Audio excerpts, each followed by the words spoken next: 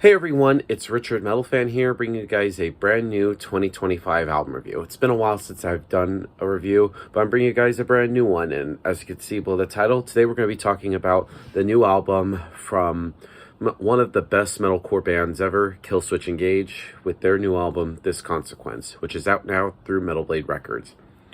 Now, Killswitch Engage for me are one of the bands that, for me, since I've been a fan of for half my life, since I first heard them back in high school.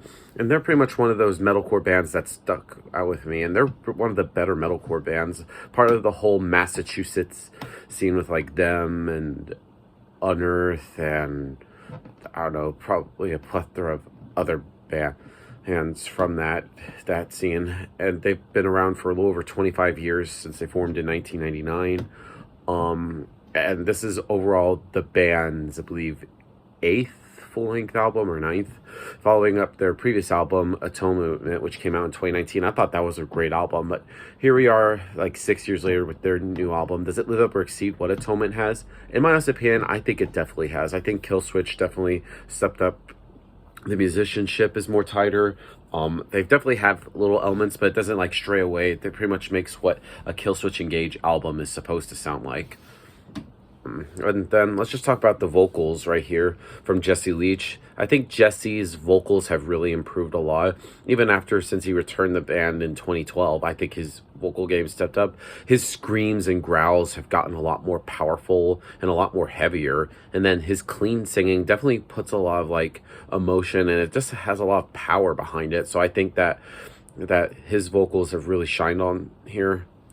The guitar work on this album is tighter from Adam D and Joel.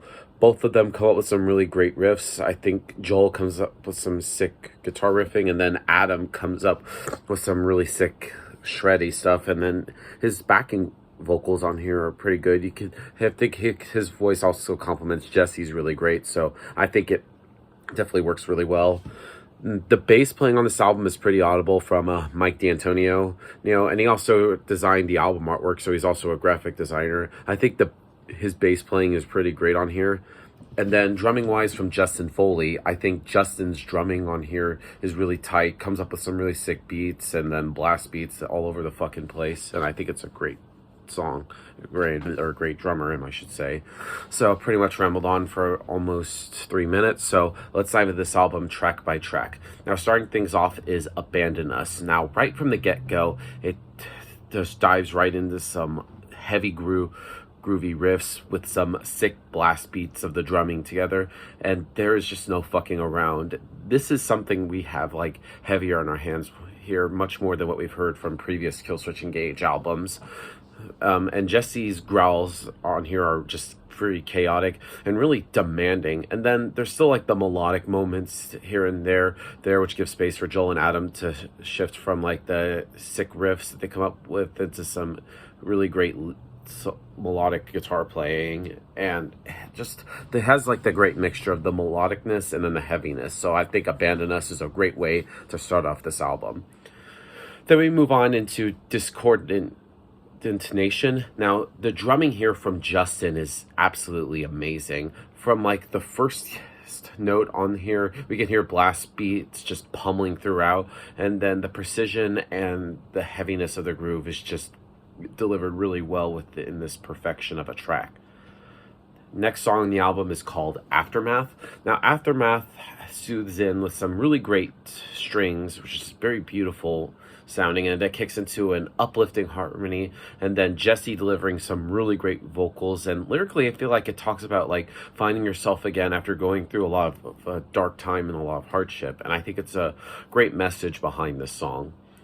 Next song is Forever Aligned. Now, Forever Aligned is the first single for This Consequence, and this is the first time we've heard any new Killswitch Engage music since 2019, and has a really great fusion of intense riffs, melodic passages, and really great vocal dynamics that shows the evolved sort of like elements of Killswitch Engage, yet it still holds on to that kind of like nostalgic metalcore sound that very much fans are known for, and the blend of the melodics and heartfelt tones that just pulls you in but has you headbanging they're just crazy. And then throughout the song, you're sucked into sort of like a whole like vortex, and it pulls you in, and it evokes sort of like different like moods and emotions behind the brutality. And the ending has that great melodic strings that really just top it off perfectly.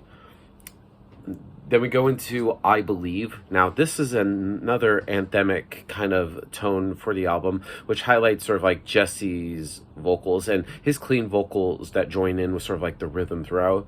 And I just think it's a very powerful track that lyrically talks about like hopefulness and huge injection that sort of much urged the listeners to carry on throughout anything. And the musician on this track is really just stunning, and I just think it's just a really great song that could help you, inspire you to like get through like hard times and whatnot.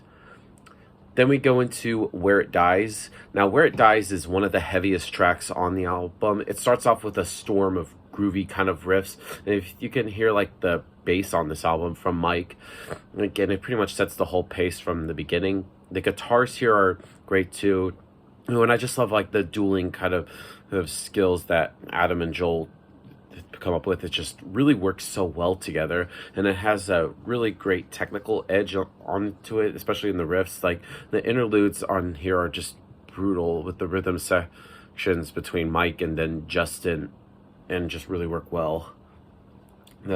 Collusion.